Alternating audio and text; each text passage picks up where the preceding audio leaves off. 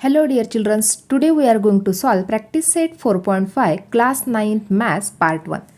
अभी यहाँ पे जो क्वेश्चन नंबर 1 दिया गया है, यहाँ पे ये कंप्लीट क्वेश्चन कंटिन्यूड प्रोपोर्शन के ऊपर डिपेंडेंट है।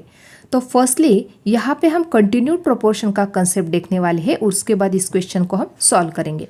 अभी देखो यहाँ पे कंटिन्यूड प्रोपोर्शन का मतलब क्या होता है। यदि यहाँ पे दो रेशो इस प्रकार से इक्वल है, that is a upon B equal to b upon सी।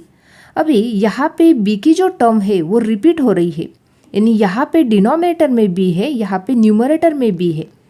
इसलिए यदि यहाँ पे इस प्रकार से एक जो टर्म है, जैसे यहाँ पे ये टर्म b जो टर्म है रिपीट हो रही है और यहाँ पे डिनोमिनेटर में वही टर्म है और वही टर्म न्यूमरेटर में है, तो इस प्रकार के जो रेशो होते हैं वो कंटिन्यूड प्रोपोर्शन में होते हैं।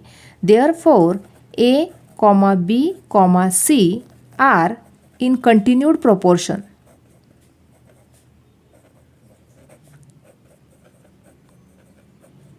उसी प्रकार से हम एग्जाम्पल देखेंगे।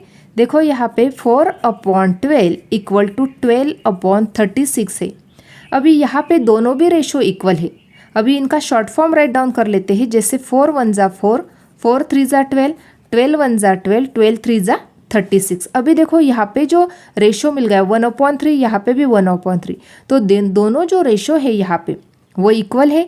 इसलिए यहाँ पे जो नंबर से 4, 12 और 36, क्योंकि यहाँ पे 12 जो नंबर था वो रिपीट हो रहा था, यहाँ पे डिनोमिनेटर में 12 था, यहाँ पे न्यूमरेटर में 12 था, तो 12 नंबर रिपीट हो रहा है। इसलिए यहाँ पे ये जो तीनों के तीनों जो नंबर है वो कंटिन्यूड प्रोपोर्शन में है। तो राइट डाउन करेंगे 4, 12, 36 आर इन कंटिन्यूड प्रोपोर्शन। इस प्रकार से हम इसको राइट डाउन कर सकते हैं। अभी यहाँ पे जो रेशो है a upon B equal to b upon C, यहाँ पे ये जो रेशो है वो कंटिन्यूड प्रोपोर्शन में तो है। यहाँ पे ये जो रेशो है a upon B equal to b upon C, ये जो रेशो है ये कंटिन्यूड प्रोपोर्शन में है। इसी रेशो को हम इस प्रकार से राइट डाउन कर सकते हैं। यदि हमने इस प्रकार से इनका क्रॉस मल्टीप्लीकेशन किया तो हमें क्या टर्म मिल जाएगी। देखो b² equal to a multiply by C, that is b² equal to ac। ये टर्म हमें मिल गई। तो ये भी टर्म क्या है, ये भी टर्म कंटिन्यूड प्रोपोर्शन में है। यहाँ पे ये जो b की टर्म है, b जो दिया गया है इसको ही हम ज्योमेट्रिकल मीन बोलते हैं। यहाँ पे ये जो b की टर्म है इसको ही क्या बोलते हैं, ज्योमेट्रिकल मीन। ज्योमेट्रिकल मीन बोलते हैं और इसको ही हम क्या बोलते हैं, मीन प्रोपोर्शन बोलते हैं। b की जो टर्म होती है इसको ही हम क्या बोलते हैं, मीन प्रोपोर्शन। इस प्रकार से ये इंपॉर्टेंट कंसेप्ट है, दैट इज यदि दो रेशो इक्वल है और यहाँ पे जैसे b की टर्म रिपीट हो रही है तो b जो होता है वो ज्योमेट्रिकल मीन होता है। इसको ही हम मीन प्रोपोर्शन भी राइट डाउन कर सकते हैं। यदि हम इसी रेशो को हम क्रॉस मल्टीप्लाई करते हैं तो यहाँ पे हमें टर्म मिल जाएगी, that is b² equal to ac। तो ये भी क्या होता है, कंटिन्यूड प्रोपोर्शन में होता है। अभी इसी कंसेप्ट को ध्यान में रखते हुए क्वेश्चन नंबर 1 को सॉल्व करते हैं। क्वेश्चन नंबर 1 देखते हैं। Which number should be subtracted from 12, 16 and 21 so that resultant numbers are in continued proportion. अभी यहाँ पे ये जो नंबर्स दिए गए हैं जैसे 12, 16 और 21, तो यहाँ पे ये जो नंबर है a, यहाँ पे b, सेकंड जो नंबर है वो है b और जो थर्ड नंबर है वो है c। अभी यहाँ पे हमें दिया गया है यदि ये तीनों नंबर में से कौन से नंबर को हमें सब्ट्रैक्ट करना है ताकि तीनों नंबर्स जो है वो कंटिन्यूड प्रोपोर्शन में हमें मिलने चाहिए। अभी वो नंबर हमें पता नहीं, इसलिए हम इस प्रकार से अज्यूम करते हैं, let x be subtracted from 12, 16 and 21 so that the resultant numbers are in continued proportion. इस प्रकार से हम राइट डाउन कर लेते हैं। तो इस प्रकार से हमने यहाँ पे राइट डाउन किया, let x be subtracted from 12, 16 and 21 so that resultant numbers are in continued proportion. अभी यहाँ पे इस प्रकार से राइट डाउन करेंगे 12 minus x, 16 minus x and 21 minus x are in continued proportion.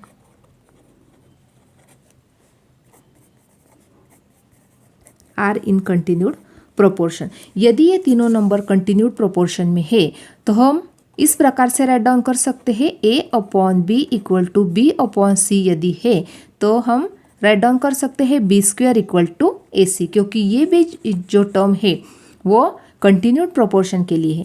तो राइट डाउन करेंगे, यहाँ पे फर्स्ट जो टर्म है वो है a, सेकंड टर्म को हमने b बोला था और थर्ड जो टर्म है वो है c। तो यहाँ पे b स्क्वायर करना है, that is 16 minus x bracket square equal to 12 minus x in first bracket, second bracket 21 minus x. इस प्रकार से राइट डाउन किया। अभी यहाँ पे 16 माइनस एक्स होल ब्रैकेट का स्क्वायर करना है, तो यहाँ पे फॉर्मूला यूज करेंगे a minus b bracket square equal to a square minus 2ab plus b square का। इसी फॉर्मूले को हम यूज करेंगे। Therefore 16 square minus 2 into 16 into x plus x square equal to, अभी यहाँ पे 12 से दोनों टर्म को मल्टीप्लाई करेंगे, 12 इन ब्रैकेट 21 माइनस एक्स, उसके बाद x से मल्टीप्लाई करेंगे दोनों नंबर्स को इस प्रकार से। अभी यहाँ पे 16 का स्क्वायर किया तो 256 माइनस 2 मल्टीप्लाई बाय 16 किया तो 32x प्लस एक्स स्क्वायर। इस प्रकार से ये टर्म मिल गई।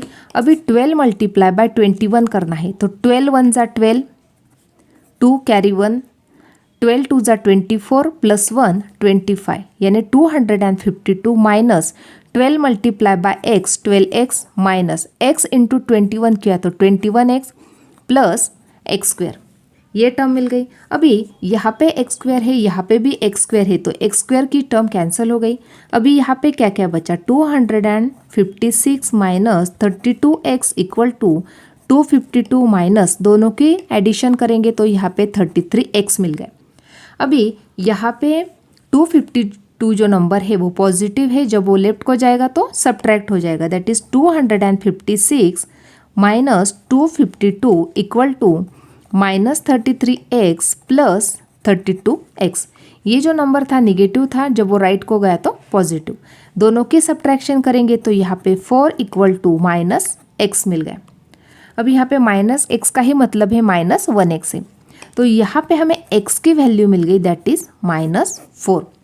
यहाँ पे यदि तुम लास्ट में आंसर चेक करते हो तो यहाँ पे +4 दिया गया है, लेकिन एक्चुअल में आंसर हमें यहाँ पे -4 मिल रहा है।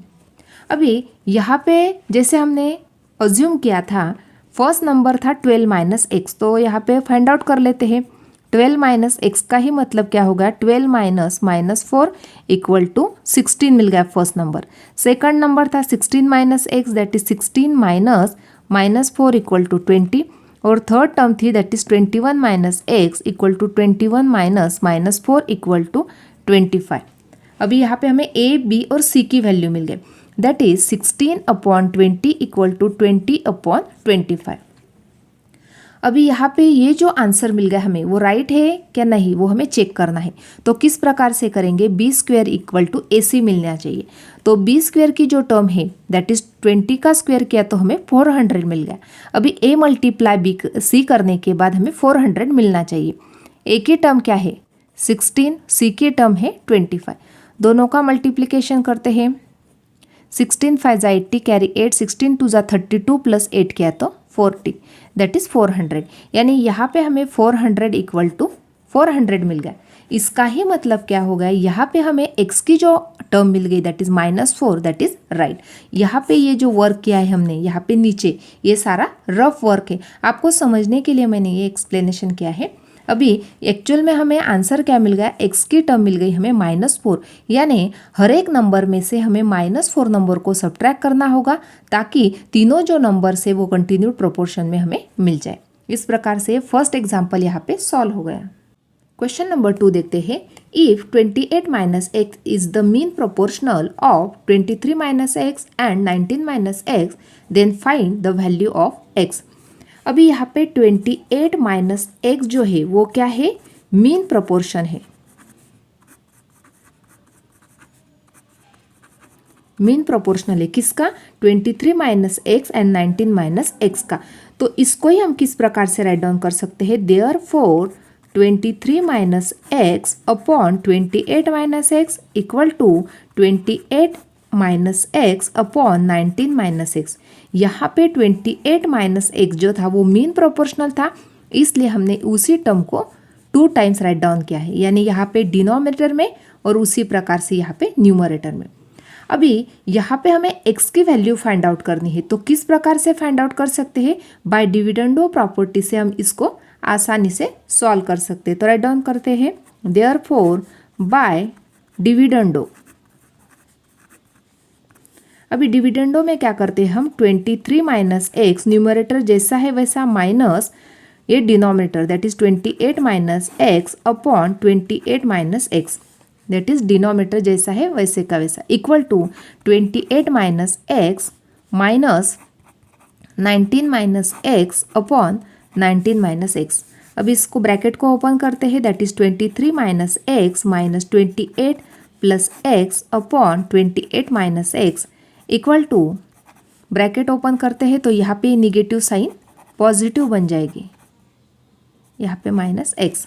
अब यहाँ पे minus x plus x cancel हो गया, 23 माइनस 28 किया तो -5 upon 28 minus x equal to minus x plus x cancel हो गया, 28 माइनस 19 किया तो 9 अपॉन 19 माइनस एक्स। अब यहाँ पे क्या करते हैं? क्रॉस मल्टीप्लिकेशन करके सॉल्व करते हैं, that is -5 in bracket 19 minus x equal to 9 in bracket 28 minus x. अभी मल्टीप्लिकेशन करते हैं, 5 मल्टीप्लाई बाय 19 करेंगे तो 5 9 जा 45 कैरी 4, 5 1 जा 5, 5 plus 4 9, that is -95 minus 5x, यहाँ पे पॉजिटिव 5x क्योंकि दोनों निगेटिव टर्म थे, इक्वल टू 9 मल्टीप्लाई बाय 28 करते हैं तो 9 8 जा 72 कैरी 7, 9 2 जा 18, 18 प्लस 7 25 माइनस 9x। इस प्रकार से राइट डाउन किया। अभी यहाँ पे देखो, यहाँ पे 5x है, यहाँ पे माइनस 9x है, यदि ये 9x लेफ्ट को जाते हैं तो क्या टर्म बन जाएगी? देखो 5x plus 9x equal to 252, minus 95 थे, जब वो राइट को गए तो पॉजिटिव 95 बन गए।